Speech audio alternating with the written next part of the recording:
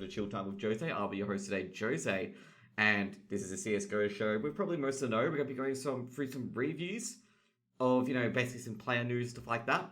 Then we're going to go to the, reviews of the game overall, and then we're going to check out the MDL for MDL prep, and then the guys going to give you guys a little sneaky little boost, or peek, not boost, peek, into the new MDL scenes I got yesterday, and dude, you guys will be blown away at how good these MDL scenes are. And it's been all done by Misty. Like, all done by Misty, which is the head of the MDL. Sorry, guys. Oh, my God. 2 seconds, guys.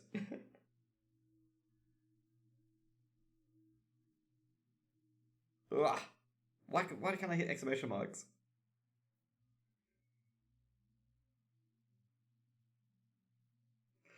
Oh, boy. I had to tell this person I just started. Anyways, grow a beard. Anyways, we get to CSGO shows, okay, guys? Why don't we get to the first point, okay? First point. Let's get to it, okay? Blast, having an up-and-coming tournament for the up-and-coming teams for 30 grand. Bang! It's going to be on the official Blast Twitch channel. Blast Rising. So you're going to have some Forza, probably some Copenhagen Flames, Mad Lions. And 16 European teams from the lower rankings. Basically April 28th. So basically next week. These will be announced on the Tuesday, and we're going to see some online action. Now, I'm not sure if there's going to be any teams going to the Blast tournament, but it's, Blast trying to step in to the tournament scene. Meanwhile, ESL and FaZe are basically fight at the moment. So Blast is just sneaking in and making some moves. So Blast, trying to do what Flashpoint and a few others did as well, the ESL system does as well, and having, up and coming teams. The prize pool though is a bit low, given that Flashpoint gave 500,000. And the MDL gives a similar amount as well, so I'm not sure who they're trying to take out here, given that it's only a 30k one-off tournament compared to MDL and a few other things which give a little bit more incentive to participate in. But it's a great online tournament nonetheless, and another tournament to tie us over during this quarantine due to COVID-19. And, I'm looking forward to this. I'm looking forward to see the 16 teams that are going to be picked in. I suspect that Forza and a few others will be picked in shortly. It's like Forza, Spirit. I'm not sure who else will be picked in as well. I haven't heard anything about Starladders League as well. It's a little side note about the Parry Match League. Haven't heard much of it at all, but I'll keep you guys updated on that as well. Next up, this one came out of left field for me. MIF the Danish coach, former coach of North, joins Renegades, and one of my Danish viewers was like, how did you guys manage to steal a Danish coach? I'm like, what? What do you mean? So I check HLTV, and I see Mifar, the former North coach, is now in Renegades. And I'm like, how did we even do that? Like, normally Australian teams, like, for example, Chiefs picked up Yam, just in case you guys are wondering, as a coach. And then we pick up Mifar, which is basically, one of the, main teams. And Dexter, basically, they picked them up. So Mifar, coached alternate attacks with Hunden, coached North, and then he was replaced, obviously, in North with Jumpy. And now, Myth R is going to be the new coach, which is interesting, given that Myth R is not even in Australia, he's in Denmark because of the lockdown. Just in case you guys wondering, Myth R is not in Australia. So it'll be kind of interesting how this sort of coaching will work, definitely, I'm not sure how it'll work, the guy from Denmark trying to coach the team, and he might be a bit behind as well. Maybe, when he joins the game, so with, 200 MS or something like that. So I'm not too sure how this is going to work, but hey, I'm just really happy that Renegade's finally got a coach, because I've been maybe clamoring down on this. A lot of people have been clamoring down on this as well, that Renegades haven't had a coach, and maybe they need one. And I was like, Dexter's a pretty chill in-game leader, so, maybe they don't need a coach, but, Dexter, Eats Maltra, Hats, and Sicko, top Australian team at the moment, they finally get a coach in Myth R. And that's actually a good thing as well, that we're actually getting an international talent. Like Myth R, he's coached a lot of tier 2 teams. And now he wants to move to Renegades. Renegades, arguably, they're probably the tier 2.5 team. So it's good to see that some Australian CS is getting some notice finally. And I'm going to be careful with Renegades though. Putting, say, Renegades are going to win easy peasy. Renegades haven't played many official games since, I think, Leipzig, I believe. They haven't played that many. And I think it's an Asian minor, actually. They haven't played that many games. I'm just getting a bit worried if any Ringgrass is really setting in to the Renegades lineup. Because Ringgrass is the absolutely worst thing that happened. If you guys remember Astralis during their Blastralis, when they were memed as Blastralis, they had a bit of Ringgrass as well. G'day, Philip. Hope you're having a good day, my dude. they had a bit of a ring rust as well, where basically they, you know, they didn't win many games and they lost a lot of tournaments that the old Australians would have won. And hopefully Renegades don't suffer from that when they go to the ESL One Road to Rio, which is going to be on, I believe, May 6th, May 10th, which is going to be on next month. So next up, guys, we got Dennis. Okay, you guys remember me memeing about Dennis going to Heroic. You guys remember that about me memeing it about Dennis going to Heroic. Yeah, that never happened. But he's going to Apex instead, which is quite interesting that Dennis decided to go to Heroic out of all teams. Because I thought, Dennis would go to... Not Heroic, to Apex. I thought Dennis would go to an MDL team at least. But I think Dennis might have realised that he's kind of out of options. So he's got to kind of fill in whenever. Dennis has been streaming quite a bit, actually. He's actually been streaming quite a bit of Valorant and CSGO. Just in case you guys are wondering, Dennis does stream on Twitch. And yeah, so basically, Dennis will be joining the squad for Alyssa. However, basically, Polly was their coach. He's not going to be in anymore. It's going to be Dennis instead. And if you guys don't know, basically, Ratifaction was benched from Apex.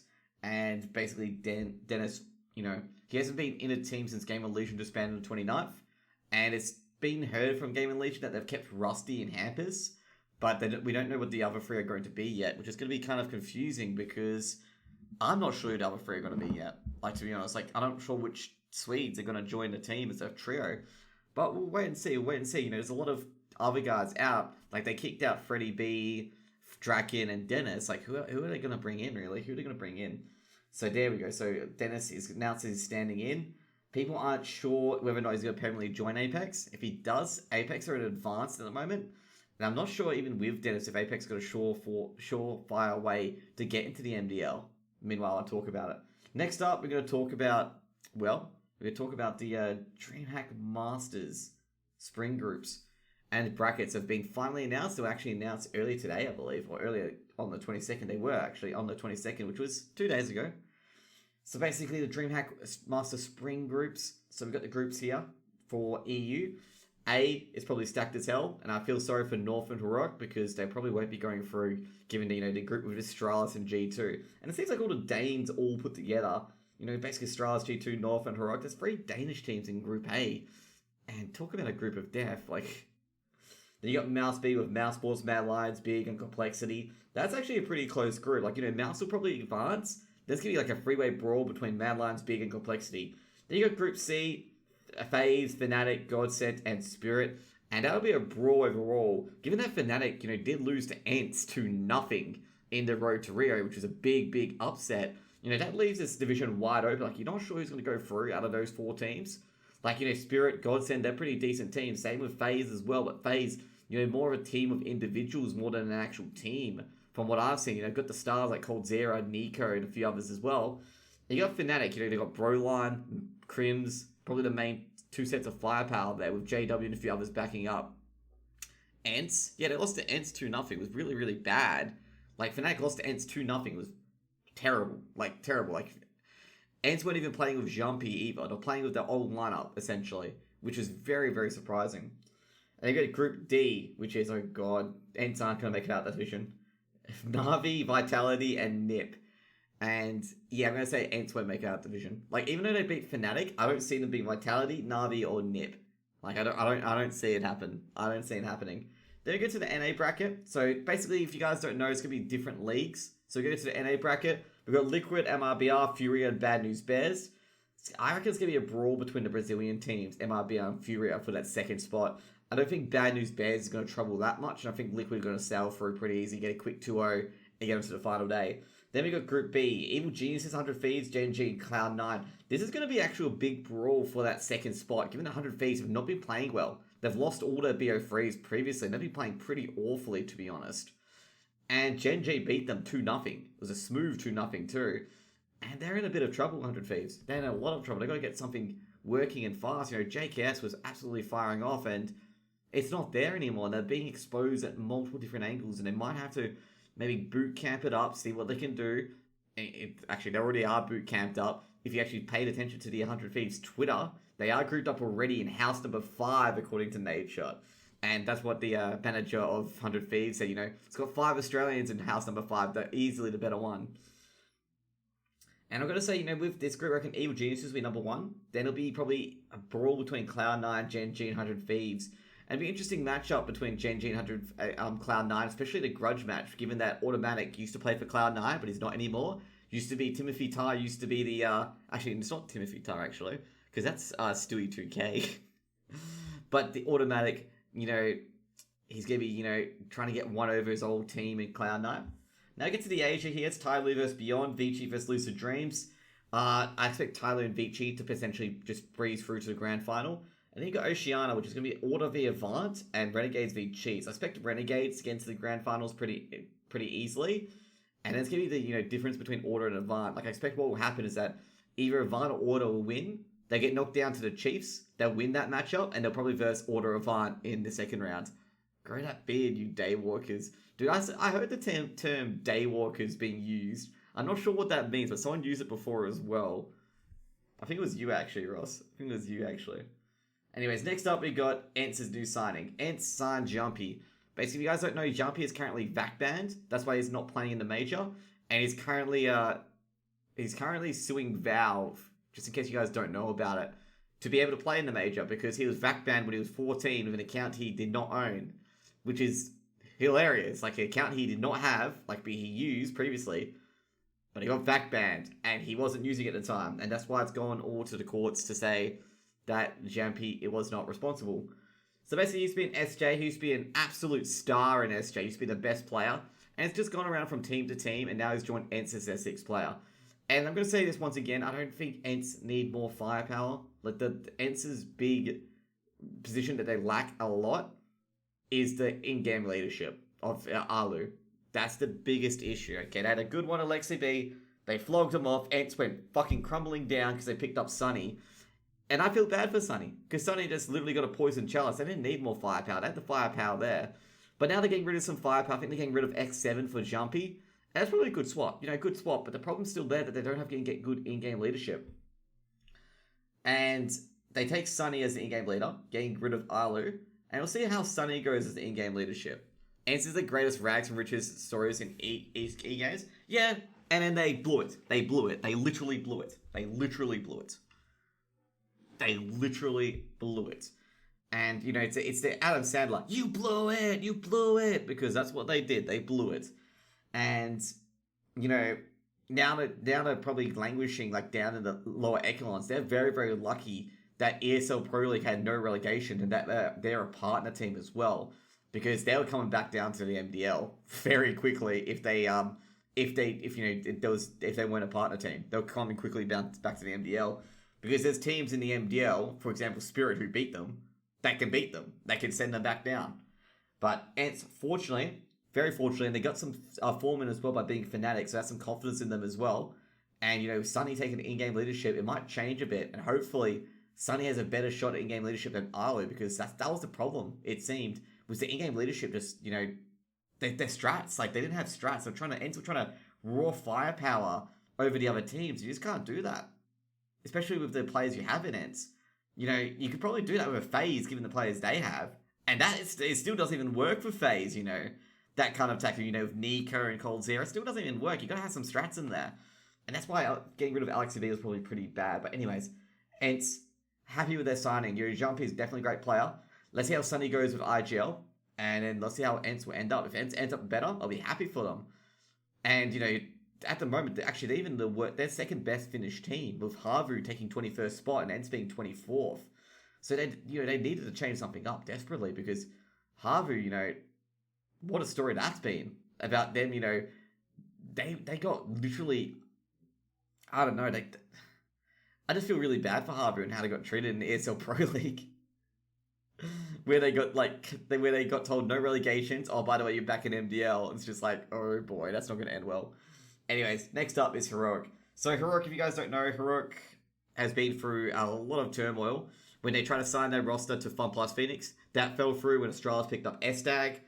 And now Heroic have their own roster again. Lobby's left, and now they've benched Snappy as well, leaving them to find 2 new players. They found one player, Tezes, and they found the last with Danish Nico. So, the main reason why I call him Danish Nico, because he's probably the Nico without the ego, okay? But Nico with the ego probably deserves the ego, because he's a very, very good player. So basically, they removed S-Tag to Australis and Snappy got benched. So basically, S-Tag and Snappy have been replaced. Basically, they're going to leave probably in 1st of July. I'm not sure where Snappy's going to go. I suspect he might go to even Gamer Legion. I'm not terribly sure. There's a lot of teams out there that do need in-game leaders. He might even go to Singularity potentially as well, because Singularity needed one person as well. And I'd say he could fit in well at Singularity actually, because you have Mertz on the Orb, you have a lot of young Danish stars. We'll see where Snappy ends up. And of course, they failed transfer to Fun Plus Phoenix for Flashpoint 1. So they signed up Tezes from the Flames. They got Nico from Optic. And that's who they've picked up, basically. So now the team's going to be Cadian, Borub, Stalvin, Tezes, Nico. And they don't have a coach at the moment. They basically got their coach nabbed by Renegades. Like, the Danish fan that I talked to were hoping to get Mifar.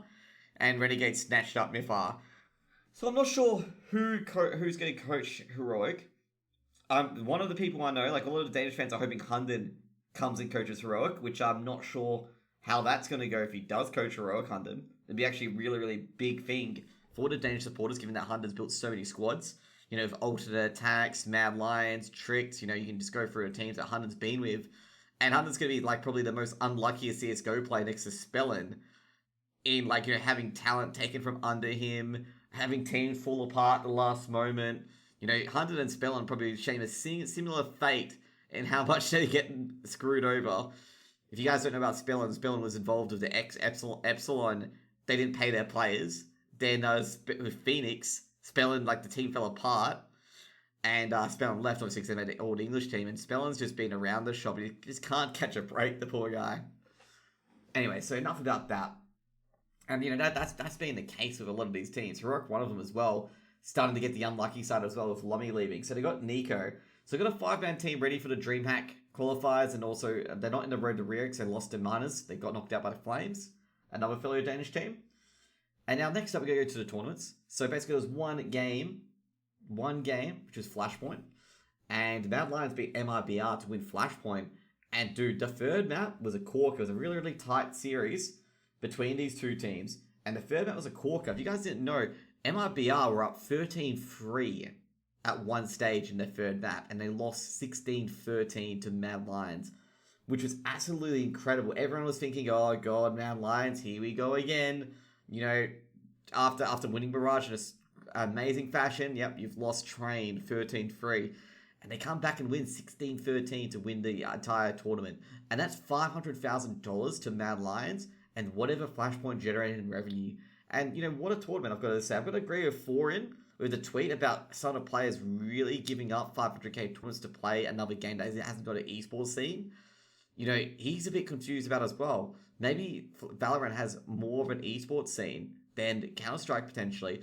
But we've got to, really got to see over the hype first of all, because there's a lot of people watching Valorant, viewers watching Valorant. Did you guys check the number of viewers who are actually watching it because it's a good game to watch? Or are they just sitting in, channels for a key, basically? Which if you guys did look at the few Valorant channels, there's if you look at the viewers, all you see is just, Xbot 1 or Xbot 2, Xbot 3, Xbot 4, all camping accounts trying to get a Valorant key. And there's a lot of people who are just camping keys effectively. There's even people watching VODs, for example, trying to get a key as well. And, basically Valorant, I'm not sure how it's going to take over CSGO. And that's what Foreign mentioned. Foreign's mentioned, a lot of these semi-pro players, I think he was pointing at Augulus, I believe, are going over to Valorant with a not so big CSGO, not so big esports scene where they could enter Flashpoint and potentially win 500k. That's why I was super confused, and a lot of people took it very, very personally. I'm yeah, dude, it's actually a good question to ask some of these players. Why are you going to Valorant where you could go for tournaments for $5 grand or 10 grand to the winner when you can still play CSGO and you can probably get double your money or even triple your money at CSGO if you stick at it? And what I think people are thinking at the same time is that Valorant is going to be they're going to get Riot coming in 1 or 2 years later. And if they're good at that, they have, the LCS Spring Series and stuff like that they have for League of Legends in there, and they're good to go. But the thing with Riot is that once Riot gets into esports, no one else can set up esport events. It's 100% controlled by Riot. And that's what happened with League as well. They did the same thing with League. They had all these community tournaments. And then when Riot got involved, they disappeared. It was just LCS, buy-in, that's it. And a lot of people have been debating this topic as well. where, you know, there's too many tournaments in CSGO where they lose their finesse or lose their sparkle. That's not, you know, oh, it's just another tournament I won, you know, blah, blah, blah. And, you know, I talked to Siffle. Siffle's one of the guys in CSGO. He's worked in esports quite a bit, and he comes to that channel as one of my mods. And he's talked about this as well, saying, you know, yeah, when you have too many tournaments, it loses its sparkle. And he's like, that's why Riot's got it pretty well, is that, you know, they have so few tournaments, so it's few and far in between. So basically, you know, when you win an LCS, it's, you know, a big challenge. I still think, I know I do disagree with this, given that CSGO still have the majors. They still have the big DreamHack and ESL 1 tournaments. I don't think, like, you know, every tournament doesn't have its, you know, prestige with it. I still think a few tournaments do. And there's other tournaments just to bide the time to keep the pros playing and the TOs ticking over as well. And I don't think, you know, having too much tournaments is a bad idea. I disagree with Summit's tweet. Summit 1G tweeted that too much tournaments killed CSGO, or professional CSGO killed CSGO. I don't think it did. Like, I don't think it did at all. Like, I think pretty much he's just tired of playing CSGO and just wants to play Valorant. Like, I do agree there's a few streamers on CSGO that said, you know, CSGO has no discoverability. It doesn't. It does have, it basically the top 8 slots, all basically tournaments. And some people did come up with some suggestions to put it to, like, a CSGO pro scene and CSGO not pro scene. Like, they basically, you know, CSGO not pro scene, you know, people playing matchmaking and stuff like that. And then the pro scene with all the casters and stuff like that. That's what someone suggested. I think that's a great idea. I think that's a magical, great idea where a person can go, okay, I want to watch some CSGO esports. Okay, I'll watch ESL here, you know, ESL, Flashpoint, all that shit down here. And you go, okay, I want to watch the community stream like Summit 1G playing, you know, CSGO. Oh, he's playing here. Oh, so is Dennis, and, you know, like that. Road to Rio, what the fuck? Oh, Mark, basically, if you don't know, basically the CSGO Major is being held in Rio this year, in November. And that's what the Road to Rio is to measure out the teams for seeding purposes. Anyways, we get to the next one. We get to the next point, which is going to be the European qualifiers for DreamHack. So if you guys didn't know, basically Godsent and Spirit qualified for DreamHack, the spring edition. So I didn't cast none of these games. I wasn't picked for either of these games. Or any of these games. I was only picked for the open qualifiers. Which I did cast. I think it was between Dignitas and LDLC. Where Dignitas were upset 2-0 by LDLC. And yeah, Rio via web, doubt anyone will fly. No, in November. It won't be online. I don't think it'll be online. And I think, Martin, I'm going to agree with you. I don't think many people will enjoy going to Rio. Like, I don't think a lot of people go to Rio for the major. Given the horror stories I've heard from Richard Lewis, Foreign, and a few others where people got mugged and stuff like that, probably not the greatest story to talk about. And I know someone will go, come to Brazil or whatever, but dude, like, guys, you guys can't even say that you guys don't have rampant crime in your city. There is rampant crime in Rio de Janeiro. Anyway, so basically the 8 teams have gone to close qualifiers. LDLC beat Dignitas, Avez, you know, Spirit, of course. I was expecting Spirit to get in. Fate, Forza, Godsend, OG, and Virtus Pro. And let's just go through it here. So OG took down Fate Esports 2-0. God, I swallowed my spit again. I always do this. I swallow my spit and I cough and I might go, God, everyone must think I have corona or something like that. I'm from Brazil and I know how shitty it is. Yeah, pretty much. Like, you know, it's not a good thing. So Forza took down LDLC, kind of expected. Like, LDLC, they're good, but not that good. And Godsend took down Avez 2-1. We go to the lower bracket. Faye got knocked out by Virtus Pro. Avez took care of LDLC. Then, basically, upper bracket, Spirit beat OG. Godsend beat Forza. Then Forza beat Virtus Pro. OG beat Avez. Forza beat OG. And Godsend secured the first qualification here by taking down Spirit in a 2-1. Very, very close affair. And then Spirit cleaned it up. This is actually the first BO3 that Spirit has won 2-0 against Forza. Like, for all these BO3s between Forza and Spirit have been 2-1s. And it's actually the first time that Team Spirit has beaten Forza 2-0 and they take the last seed for DreamHack. I'm going to say overall with DreamHack, like, they've changed their casting conditions now. So only the open qualifiers are open IP. And all the closed qualifiers are now closed IP. I was offered to cast the NA portion. And I said no, because I said I can't stream this game. Could you get someone else to do it? And they declined me basis on I couldn't stream one game. And then I realized afterwards I could have organized my work around it. Because they, like, basically my boss was like, yeah, sure, you can do that. Like, organize your work around it. If you're getting paid, do it. And I'm like sitting there going like, why? Like, I'm sitting there going like, why? You know, like, why did I do that? Like, I asked my boss like 6 hours after I said I couldn't do this. And I'm like feeling like so stupid. But anyways, Pepe hands indeed. So we get up to the NA edition. So NA, Triumph expected free. I'm glad to see Triumph once again making the moves and stuff like that. And Recon 5, definitely teams I like Recon 5. Bad News Bears as well. Bad News Bears is a very good team as well because I know Dazzle's girlfriend and Dazzle's a top tier player. So let's see how it played out here. So basically Cloud9 basically just breezed through the upper bracket. Bad News Bears took down Triumph. I wasn't too happy about that. I was so close. And Envy, they cruised through as well to the open bracket final, losing to Cloud9 in a really, really bad fashion, may I add, for Team Envy. Envy were up 14-13 as a 2v1 against Obo, I believe. I think it was Obo of Cloud9. No, it wasn't Obo of Cloud9. Sorry, who was it? Cloud9. That was it was a 2v1. And for some reason, Nifty went for the knife. And basically, I'm not sure if it was Obo plays for Complexity. Sorry, my bad. I'm trying to think who it was from Cloud9. He just killed both of them. And after that, Envy just fell apart, pretty much. Like, Envy just lost. Like, they lost 16-14 in the final map, giving Cloud9 the DreamHack winter spot, which was DreamHack spring spot. And it was so strange. Like, it was so strange. Especially after winning T-side, Train 11-4. Like, that's all you gotta say. All you gotta say. And Envy, like, what a debacle. That's what I'm gonna say. What a debacle. To go from potentially winning a spring invite qualifier to being knocked out by 2-0 by the Bad News Bears in an even worse fashion. Like, look at that. The close game, first game, then we got to Bad News Bears pick 16-3.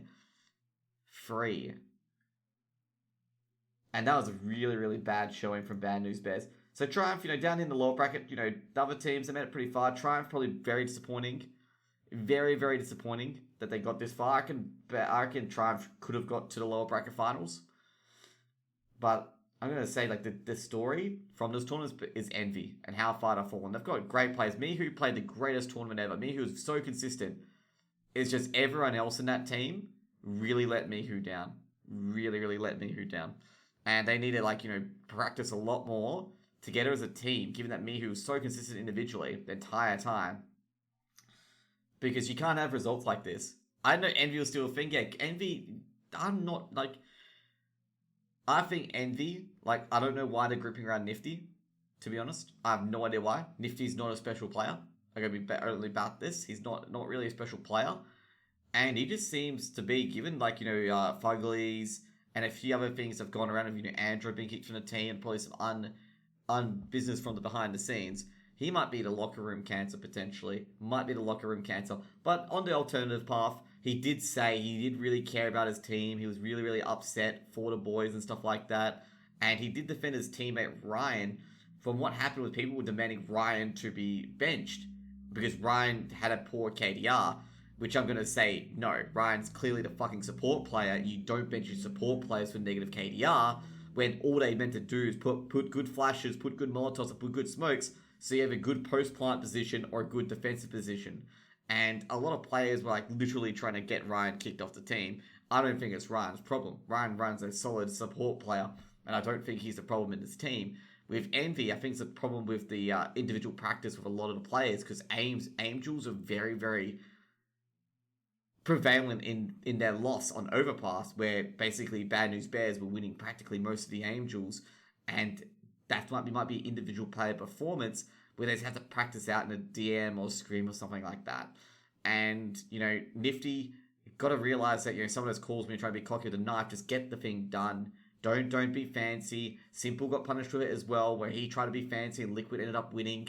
Don't be fancy. Get the job done. Put a bullet in it. Call it around. Don't try anything fancy or anything taunting or anything showboaty, because sometimes it could just blow up in your face, just exactly how it did against Cloud9. You could have easily been 2-1 in the spring series. Easy peasy, putting laughing to the bank, but unfortunately, Envy not in it. And that's pretty much all we're going to say for that, because there's nothing else to say. And hopefully Envy, hope for Envy's sake, Mihu and a few others in there who've joined Envy, hopefully they get it together and hopefully they make a big run in the NA scene, because at the moment, they're like the forgotten ones. People don't know who they are. Oh, Envy's still got a team? I did not know this. And, they're honestly surprised. They need to make a really big name of themselves. They can't be in the shadows effectively. So next up, we're going to talk about the Asian DreamHack. It's only eight teams. I didn't cast many of this at all. Because I was casting the AU teams in the Oceanic Qualifier. So basically, in the end, Beyond Esports and Lucid Dreams joined Tyloo and Vici in the next round. And then basically, like I said, the Asian teams, Lucid Dreams I was expected to go through, and I was actually a bit surprised that Beyond Esports went through as well. Because Beyond Esports, they did look a bit ugly in Sigma, but they recovered that and won that. Now we get to the Oceanic qualifier, and I've got to say, like, this was probably Avant going through. Like, I'm going to say now, it's probably Avant easily going through in this tournament area. I did not see, like, the next spot, it was really a toss-up between Chiefs, Rooster, and Ground Zero. Like, Avant, I was going to say, Avant, easily 2-0 to anyone. Like, if you guys don't know, the invites came out, it was just Renegades and Order being invited. And a lot of the Australians seem to be saying, Avant are very unlucky to not be invited straight to the direct event. And I agree with that 100%. They're completely right. They are very, very unlucky, given that Avant are a high-quality team. Avant are a very good team. They're up there with Order. And the main reason why they didn't get invited over Order is because Order won MDL. I reckon, because they're a higher-rated team. And, it was interesting. It's, like, very, very interesting about it. Like, how dominant Avant were. And then that last spot was between the Chiefs and Rooster and Ground Zero. As you guys see here in the lower bracket, Rooster, they beat the Ground Zero. That was between Rooster and Chiefs went through. So it would be Chiefs, Avant, Renegades, and Order in the spring split for DreamHack. Now, next up, guys, going to go to the Road of Rio for Europe. So basically, they've played through the group stages so far. Not all of it, but, first rounds. So basically, as you see here for Group A, which I've just termed the Group of Death. And Group of Death for some teams, given that, the quality of teams in there. And then some big upsets, Vitality losing, Fnatic losing. Jeez, Heretics, Movistar Riders, yeah, I know. Heretics as well being the same. Like, geez, like some of the teams, like Ents, for example, Ents being top and they completely obliterated Fnatic. Like, this is not good things to watch, Not good things at all to watch.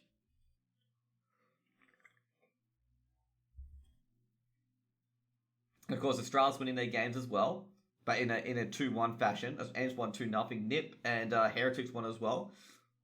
Nip, versus Dignitas, I believe. Interesting matchup between those teams. Can you imagine the amount of trash talk potentially between management?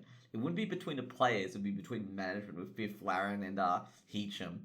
That would be pretty interesting if there was any trash talk between those guys. Any trash talk, because, Biff Laren being the manager for Dignitas and Heecham being the manager for Nip. So now on the other side is G2 and FaZe Clan. They played out, they're obviously pretty easy wins there with G2 and FaZe Clan taking down North and Godsend.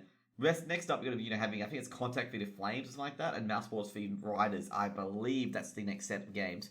And I believe the Riders are probably going to get beaten, and I think Flames will probably beat Contact. I'm not terribly too sure at the moment. But I'll see what will happen between those two teams in that area. So next up, we're going to go to North America, and they've all played a group stage so far. And as you see here, basically 100 Thieves, this is the first set. 100 Thieves got easily dispatched by Gen G. Triumph beat Cloud9. As I said before, Triumph definitely a really good team, and they can definitely take up to Cloud9. And August getting absolutely flattened by Evil Geniuses. As you see, they get a close match on Mirage 16-13, and they got completely blasted away. But the big highlight here is definitely Gen G versus 100 Thieves, where 100 Thieves lost on Mirage, one of their good maps, and then they lost on Dust 2, which is also another one of their good maps. And they had a full aim to map setup, and they were just simply out-aimed. Now on the other side, and there's actually a bit of a controversy here between Yeah and MIBR. If you guys don't know that Yeah and basically Yeah is owned by, I think it's Taco, the coach of MIBR, and a few other players in MIBR as well that have shareholdings in it. And this is where the ESL and Valve conflict of interest came in. And Valve put a statement out that they allowed multi-team ownership. And now ESL have been throwing the ball, being like, oh, now we've got to worry about it. And Richard Lewis did tweet out saying that, oh man, the horse has already bolted on this one here. So, the conflict of interest has already played since, basically, if you guys don't know, having two teams owned by the same person could end up really, really awfully. Where, basically the teams might conspire with each other because they're, owners from each team, stuff like that. You can put pressure to try and get positions, some of that could occur. It's not like you're accusing someone of it occurring. You're just trying to wipe out the potential of it happening. And that's what the big drama has been in this area, is between Yeah and MIBR, the multi-team ownership. And that's been a big story. I think multi-team ownership is a good idea, but I think you got to make sure they're separated in groups. Like, you can't have them in the same group or trying to conspire to try and get an easy opponent for the other side. I'm not terribly too sure how you administer that. Alternatively, you could go back to the easier route and make sure multi-team ownership doesn't exist, essentially. I think they're going for multi-team ownership these days is because basically what happened is that when they stopped the multi-team ownership, they basically killed all the academy teams. Basically, all the academy teams were released, and the academy teams, no one cared about them anymore. They were just all unorged teams, and there was no one really moving through the ranks. Now, with this change to the multi-team ownership, you can have an academy team again. You can have MIBR Academy, Cloud9 Academy, because they can participate. If they do make it, they can participate in the tournaments as well. And, that's the big thing. So, lastly, I don't think South America have played out all of theirs. So, South America, they're in the final group stage. So, basically, it's going to be a top-of-the-table battle between Boom and ISIS. Winner will go straight through to the Road to Rare final and the playoffs. And the other team, they'll battle it out between Red and Imperial. And, that's what will happen so far. Red and Imperial will battle out for that final slot in the semifinals. And Boom and ISIS will get the other spot. And, I haven't seen many of these Brazilian teams that much. No Sharks or anything like that. So, it's going to be a pretty new experience for me if I do cast the South American games. Next up, we're going to go to Home Sweet Home, Week 2. There's currently Week 3 qualifiers being played at the moment. Basically, what happened is that a few people were critical about the Home Sweet Home not having an open qualifier to allow teams from the open qualifier to come in. Because basically, it was just direct invites for everyone. So now they've opened up the open qualifier. And I know Fate has got through on the open qualifier. They won 2-0. And I'm not sure if any other teams have gone through yet. But this is, week number 2. So Virtus Pro and Team Spirit made it through to the playoffs. Then Nordavin and Forze, smashing big. And then Airpoint and Copenhagen Flames. To be expected, to be honest, those teams. And teams to miss out was definitely Gambit Youngsters, Japolino and Sprout. This was a huge upset that neither Japolino or Sprout made it through. And another one was AGO not making it through. So as you see here, the Flames, they got, basically the winner was Big in the end. But Smash got the final spot, given that Big already have a final spot from week 1. So Big wins week 2. And it started to become the home sweet home for Big, given that Big have won 30k twice now. So have won 60 grand already. And Big seemingly looked the goods online. Like, really looked the goods. And it's amazing to see how well Big are going at the moment. Given that, after Leipzig, they had a bit of a slump. Bit of a slump, They had a bit of a slump, and it was pretty depressing to watch when Big were getting beaten by teams they shouldn't have been beaten by in the MDL. But, now, with the Home Story Cup, or not Home Story Cup, sorry, Home Sweet Home, it's going really, really good now. Sorry, Home Story Cup's a tournament in StarCraft 2. I get those two mixed up always. So next up, guys, is going to be the MDL previews, okay, guys? So basically, there's a few teams that have skipped MDL this season, basically focusing on the Global Challenge. But I tell you guys now, well, with the Global Challenge may not be happening. I don't think any of the teams have skipped it from EU, but I know a team has skipped it in NA, which is Triumph. So go through the teams at the moment. So Team Spirit, I expect them to be probably top 2, definitely top 2. And Sprout, I expect them to be top 2 as well. I reckon Sprout and Spirit will be 1 and 2. Like, I reckon these two teams will be 1 and 2, 100%. I reckon AGO here with Fiku coming in, they'll probably be number 3 with MHL, Oscarish, Fiku, Furlan, and Grubby. I think they'll be number 3. Nordavin, I'd say they'll probably be on 7th or 8th, just basically rounding off the playoff numbers. Movie Star Riders come the same thing as well. I think they'll be rounding up the numbers. Hellraisers, I expect them to get relegated. Given that they've only got Flareich now with everyone off that team, they got rid of Angel, Nuki's not coming back. Given that MDL is coming up, I don't think they will have a team. I expect Movie Star Riders to be last. I don't think they'll be last. I think Riders will get a few wins. I'm not sure if Hellraiser is even going to have a team, to be honest. We got Gamer Legion as well. Gamer Legion have announced that they'll have a team by May or June. And I'm not sure what sort of team they're going to have. Hopefully they have a team by May. Otherwise they'll be playing a ton of MDL games in June to end up the season. They got 4 weeks in, let's say they get it in the 1st of June. They got 4 weeks to play all their games, which is 17 games in 4 weeks. It's like basically a game per day almost. Weekdays, of course, minus, the breaks on Monday and Friday. Now they got Prosto here. I think Prosto, I think Pipson did leave in the end. And I think, getting a new coach pretty easily. They got Yakinda still there. I think they'll probably be 4th or 5th. That's my opinion. Namiga, with the coach, basically, they've not changed the lineup. other than Speedic being brought in. And I don't see any reason why they should. I think Namiga might actually make playoffs this season. I think Namiga will probably be 6th. I think they make playoffs this season, in my opinion. Pact, well, they kept their team, and they kept the MDL spot, unlike last season where they almost lost their MDL spot. They had to have Tricked or Mad Lions to leave to get their MDL spot.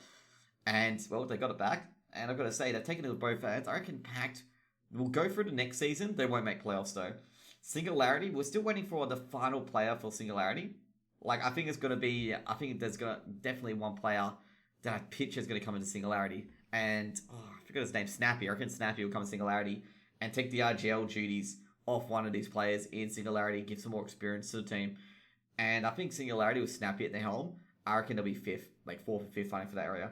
Demolition Crew, I reckon they'll be probably with Moral, Snatching, Crank. Like, this is the interesting change-up. They got rid of, they got rid of Aslan, Immor, which I think is a big mistake, given how well Immor's played. And they picked up Snatchy, Morals, and Crank, okay? Morals and Snatchy, great pickup. Snatchy's a great AWPer. I would have kept, like, I think they came as a trio, to be honest. I would have probably tried to keep, who was it? I think they should have tried to keep Immor, because Immor is a very, very talented player, and a very, very experienced player as well. And he was like, the main spark for that team was Immor. He was mainly the star player there. And I think, basically with Morals and Snatchy, I don't think you're going to get that out of them. And I think Immor should have been kept here. And, well, David P being the in-game leader and Devo Duvik as well in the team. Now, the Unicorns of Love, they kept their team as is, with Patrick still in there. And I've got a feeling, with Unicorns of Love really boot camping in the last season, I think they might be able to stay in MDL this season. I don't think they'll be in relegation at all completely, to be honest. If they are in relegation, it'll probably be because they did lose to a lot of these teams that we're talking about now. So Skade, I reckon Skade will stay in the... Skade will get into relegation, but they'll be in a top spot of relegation. They won't get directly relegated. Now you've got Whistle Cacao. Whistle Cacao, interestingly enough, after all the Polar Shuffles, and of course Luminar getting directly relegated by not participating in relegation. Oh, it's a hard one. I think Whistle Cacao will stay in MDL, and they'll just miss playoffs. Fate Esports, I'm thinking Fate Esports will probably tap relegation. They did get through. They get through quite convincingly. They beat Ambush 2-1 in a very convincing... in a very... Well, it was pretty convincing setup in the first map, but in the second 2 maps, it was very, very close on both ends. Endpoint, if Endpoint really don't get themselves together with consistency, they might get the direct relegation. Like, I'm going to say it now, they might get direct relegation if they don't get the consistency together, because they really need to in the MDL. Because if you're not consistent in the MDL, you find yourself in the relegation zone pretty quickly. And I think Endpoint might be the team that will get directly relegated, because they were very, very hit and miss in the upper bracket finals, and they were very, very nervy and hit and miss even in the lower bracket finals. I think they might be the team to get directly relegated. Sorry guys, Endpoint being here. And I do enjoy Thomas, Crucial, and Surreal and that stuff, but that's basically, they need to be a lot more consistent. That, like, if Thomas doesn't fire off, or Robin doesn't fire off, one of the teammates don't fire off, like, they just fall apart basically. And they need to be able to be more consistent, put up consistent results, and beat the teams they have to beat, or they should beat. Next up, we got Alternate Attacks. And Alternate Attacks, they basically bullied Endpoint in the advanced finals. And I expect, they'll probably be upper end relegation or stay in MDL. That's my thoughts there. Upper end relegation or stay in MDL. They'll probably be 9th or 10th or 11th. And so we're going to give you the 4 participants if you guys don't know. So Japolino have elected to skip Season 54 of MDL and prioritize the Global Challenge and qualify for Pro League. So basically, Japolino has chosen that choice. Don't blame him, to be honest. Like, you might as well go qualify for Global Challenge, try to get into ESL Pro League. I'm surprised that Spirit did not do this. I'm very sure they gave all the teams the option to skip. The teams that were in the top 3, which was AGO, Spirits, Sprout, and Japolino. And I think only one team took it in the end, which was Japolino. I don't blame him for taking it. So next up, we're going to talk about Oceania. So you got Order, Avant, Rooster, Ground Zero, Downfall, which is basically Team Skyfire. So Team Skyfire released their team. We got Downfall, Chiefs, Trident. Well, now really weird. So they brought back Kaiser, and they put in a few more players as well. Clutchy, Dat, and Tax. We got Paradox. Basically, Paradox added a new coach, Ketobor, and they got rid of they replaced Lukey with Verza from Trident. I think it's going to make Paradox a lot better team. I think Paradox will be able to slide up the rankings. With Order and Avant, they'll be 1 and 2. Again, like these two teams will be 1 and 2. I reckon Rooster, that season, the last season was very, very good from Rooster, but I don't expect to get third again. I think Rooster will be 4th or 5th. Ground Zero, they're fallen quite a bit off. But, it's been some good signs from Pairs, Burn and stuff like that. But I think they're going to be 6th or 7th, in my opinion. I don't think Ground Zero have shown enough to get above that 6th and 7th spot. I think there's a lot of teams that can beat them. Downfall, given this Team Skyfire was 8th last time, but that was with Leaky and Affinity. And since they really didn't replace Leaky and Affinity, I don't think this team will be getting finals this season. I reckon it'll be they're basically like 10th or 11th.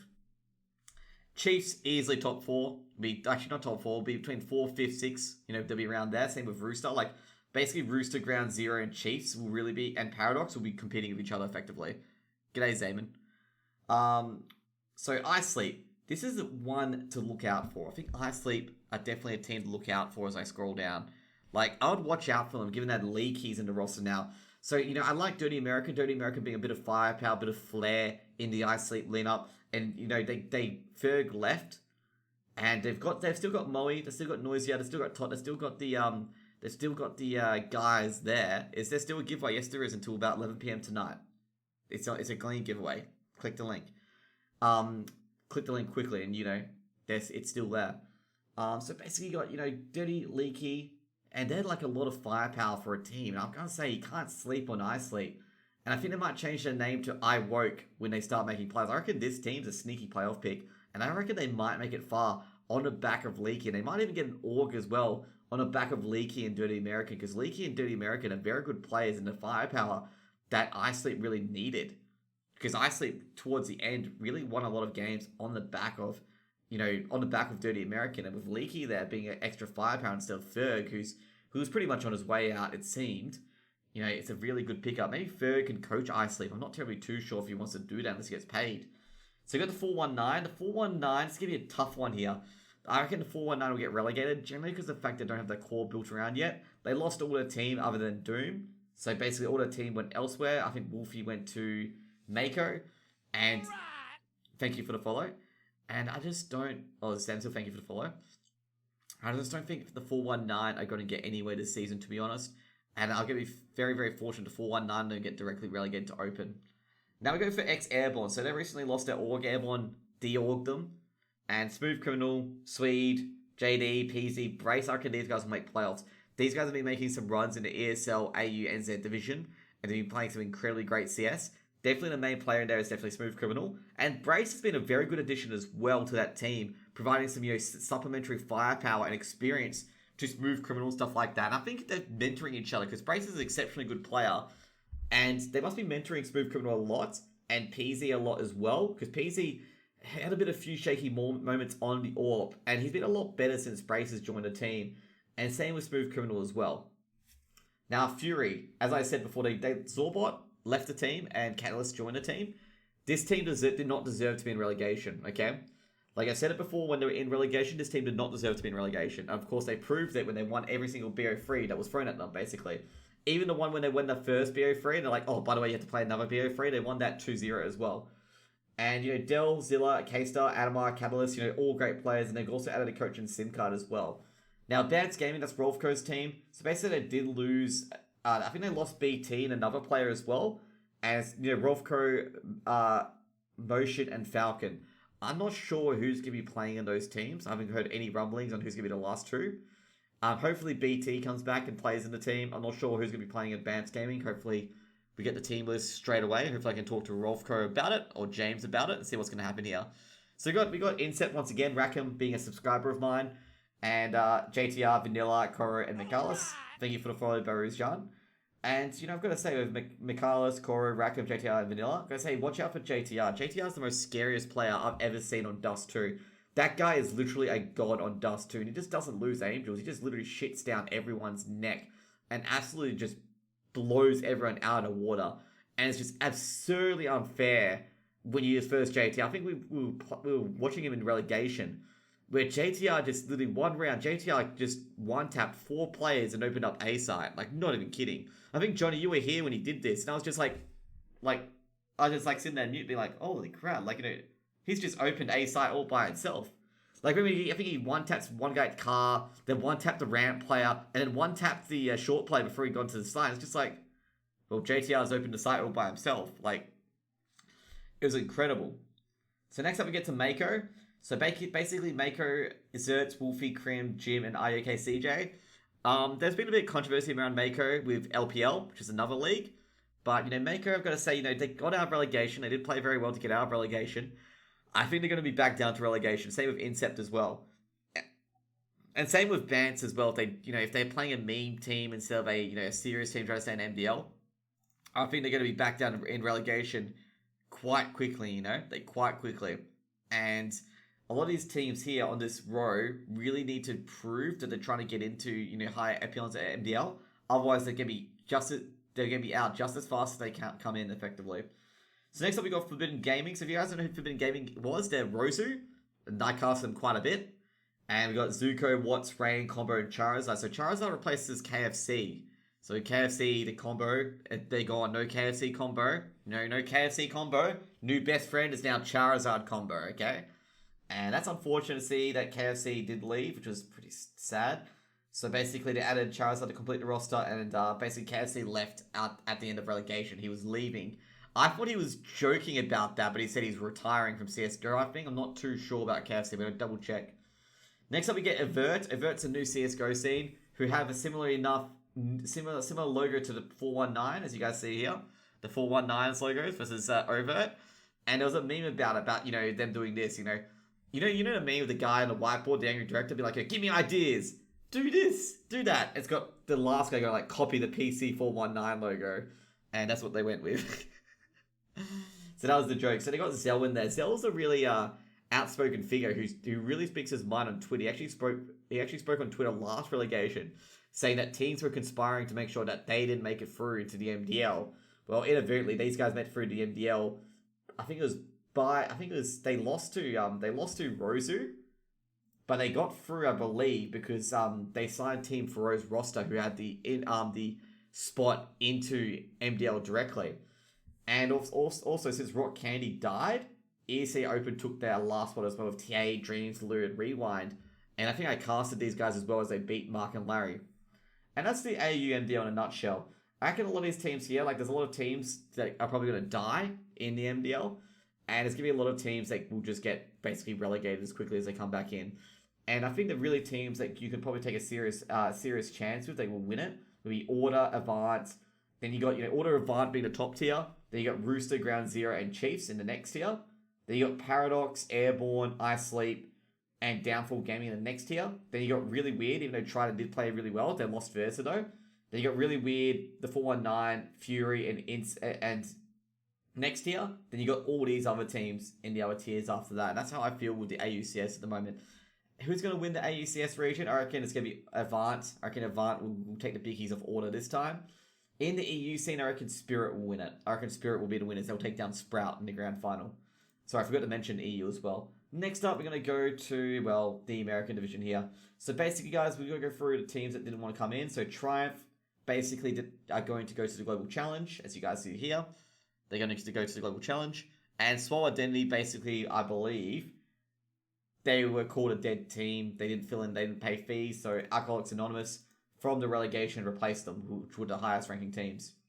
So you got Bad News Bears, definitely teams to watch out for. Then we got Chaos Esports. Apparently, under 21 might be a dead team. I'm not too sure at the moment, but I think they're signed a few more players here. Team 1, I feel like they're going to be surfing around the MDL. Under 21, I'm not sure if they're going to be able to replicate their previous form and being number 1. I think they're still a top 4 team, but I don't think they'll be number 1. We got Chaos here as well. Chaos still looking for a replacement, I believe, for Smooya. And they picked up Voltage, but then they got rid of Ben, obviously. And I'm not sure who they're going to use to replace for their 5th, given that, Steel is banned from Valve tournaments. And it's going to be pretty difficult to, tell someone, oh yeah, by the way, you're not going to be playing in the major because Steel's VAC banned because of betting. Or because of their match fixing. We got Rugrats here. They lost Leaf to, I'm trying to think who they lost Leaf to. I think it's to one of their teams. I think Leaf went through 20 different teams, pretty much. And they're still looking for their 5th. Xander, I'm going to say Xander. All he has to do with Xander, because I've seen Xander. Like, I've seen Xander complain a lot and be very despair and stuff like that. I think Xander really needs a more positive attitude. Otherwise, this team's going to languish a lot. Considering the firepower they have on this team, I reckon this team could go far if Xander was a lot more positive with his team and a lot less focusing on the negatives and trying to focus on the positive, trying to make the team a better thing. Because at the moment, all I see on his Twitter is kind of really depressing things about his team and about how his team's shit and stuff like that, and how he shit, stuff like that, how he didn't miss so many opportunities and stuff like that. They really need to just counter the negatives and positivity at least. Like, I'm not even kidding.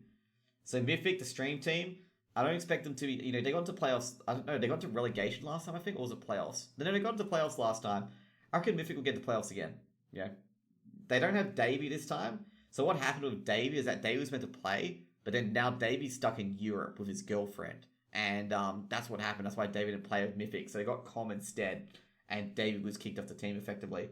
Recon 5, I'm going to say these guys will make playoffs again. They got Jet and Neptune to replace Odorous and Junior. And they replaced Austin as well with Neptune, and Austin leaves the team. Thank you for the follow. Azarat Ma. And you got to keep the comms up with Jonah P, Frosty K. Now, I'm surprised these guys made it. Like, they were really close to relegation when they made it through. Then you got Monstars with Rico, Tech, Swisher, Shinobi, and Wreck Monster. I did cast these guys quite a bit as well. Then you got Big Frames. They still made it through. They added Austin to their roster. I think they've got rid of Shonks. Yeah, that's right. They got a lot of like players in and out, as you see here. Big Frames. District 7, I'm surprised District 7 kept it up, given that they almost got smashed. Like, they got smashed by a lot of teams, and they were looking around the relegation loophole, but they stayed in. We got the New England Whalers. Basically, they've got the Swedish coach. I'm going to say with Porn Alone and Rocker, and DJ, I think they might not hit relegation this season. Their Rugrats Chucky looks good. If it's that Chucky that I read the team name, oh yeah, it's a really good logo, actually. They got the Swedish Canadians with Wolfie. You guys may have seen Wolfie from my EU Advanced games. He's back in as well. And they've got Tensky, Kola, Joels, and Gumon. And I reckon they will probably be a decent team. I reckon they'll make playoffs, I reckon. We've got Infinite Esports. I'm going to say now, they'll be in relegation. Ethereal, I reckon they'll be in relegation. Blood, Sweat, and Tears. There's a bit of confusion about this team. And a bit of a, what I'm going to say, a bit of controversy. They suspect that Exotic, one of the land dodgers in NA, was playing Vikings account. And there's a big controversy about that. So we've got a bit more news on that before we go through to say they're going to be anywhere in the MDL, just in case those rumors are true and Exotic was Vikings' old account. Because if that's true, Exotic has been banned from the MDL, just in case you guys are wondering, for dodging a LAN. It's an infinite ban as well. It's a 99-year ban. He's not allowed to play at a LAN. And if that's true, Blood, Sweat, and Tears is going to be kicked out of the MDL. Because that's against TOS. There's Trivium as well. Trivium will definitely really, really good team. They got Walker, top as well, Handy. Very top quality team, and I expect them to stay in MDL at least. Alcoholics Anonymous, they got really screwed over, just in case you guys are wondering. They got exceptionally screwed over by the tie-break system. Like, there's there's always different tie-break systems. They got mentally screwed over by the tie-break system. Where, I think there was a 5-way team tie-break, and head-to-head was not in their favour, and they got put down in relegation because of it, and they didn't play that well. Now we got Buff Daddy's PayPal team. Given what Whitman's been saying on Twitter, I'm not sure if this team's going to be playing in the MDL next week. Because Whitman's been saying, he wants to become a Valorant player and stuff like that. And a lot of other players of Buff Daddy's PayPal team have been looking towards Valorant as well. Hopefully this team stays together, because this team will probably be top MDL. They'll be probably top 8 MDL. They'll at least make playoffs, given that Shot Up used to be in ESL Pro League. A Proto's been in MDL a long time. Whitman's been a MDL a long time. And I reckon these guys, will definitely be up there in this. So overall, guys, as I said before, Triumph and Swollen Denny won't be in it. I'm not sure why Triumph is listed in the MDL, even though it says they're in MDL. And last but not least, guys, I'm going to check out a few things as well. So we've got the new MDL scenes, just in case you guys are wondering. And 2 seconds, guys, as I switch the scenes. There'll be some music on, by the way, guys, so be ready. So here we guys are, new music. You guys listen to that. How's the new music, by the way? You guys enjoying the new music? So they got more music with the MDL, as you guys can hear.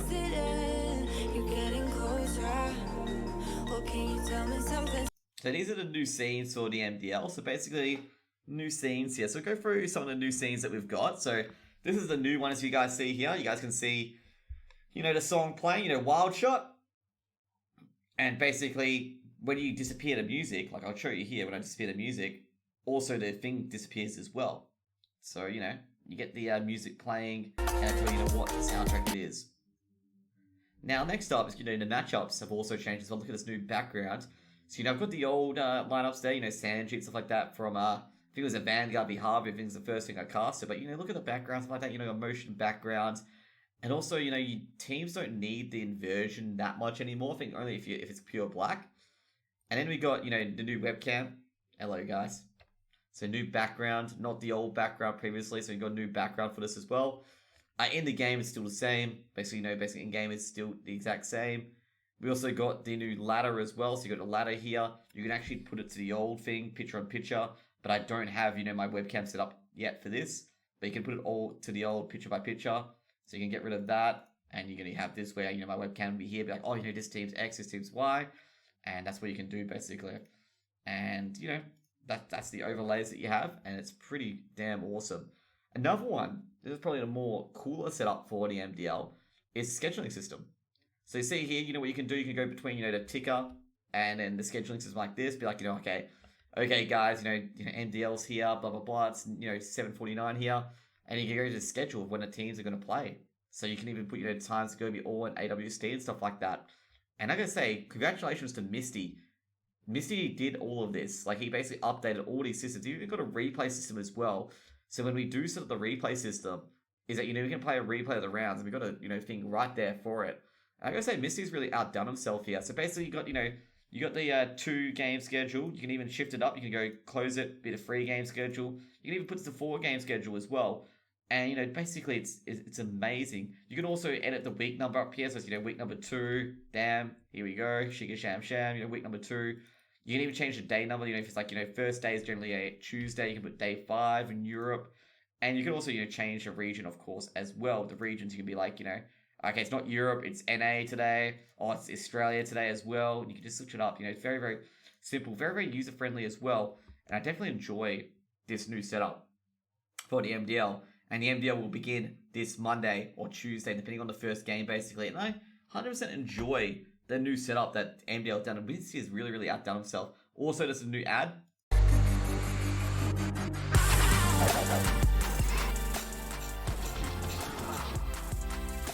So there is also a new ad as well. But guess what, guys? You guys are not going to be seeing that until when the season actually starts, okay? You guys thought I was giving you an MDL ad. Nah, not going to happen at all. But anyways, guys, let's just go back to my normal. And welcome back, you guys. So yeah, that's going to be it for Chill Time with Jose today. Hope you guys enjoyed the preview of the MDL. For my YouTube viewers, because it's going to go onto YouTube. For my Twitch viewers, the stream's still going to go on. For my YouTube viewers, if you enjoyed the Chill Time with Jose, below, subscribe. And, basically follow my socials as well. And hope you guys have a wonderful wonderful day, or evening, or afternoon for any of you guys are. As I said, it was a big episode today. 51 minutes of me talking about CS. Try about that. 51 minutes of me talking about CS. Actually, even a bit long was an hour of me talking about CSGO. And dude, that was just so much to get through today. And I think we've missed a few things as well. And yeah, that's pretty much it. Hope you guys have a great day. See you guys later.